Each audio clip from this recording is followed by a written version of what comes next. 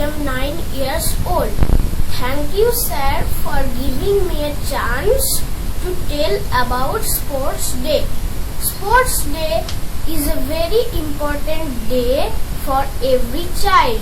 This day held on every school every year. Many interesting activities and competitions are organized on that day. Students are encouraged to perform in activities. Some activities like running, swimming and games are performed on that day. Tiffin also distributed to all participants.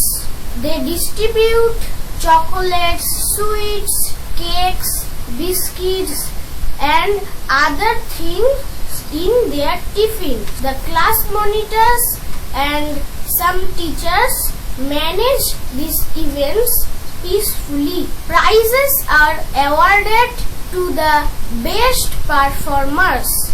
Every student of all classes can enroll their names. Thank you.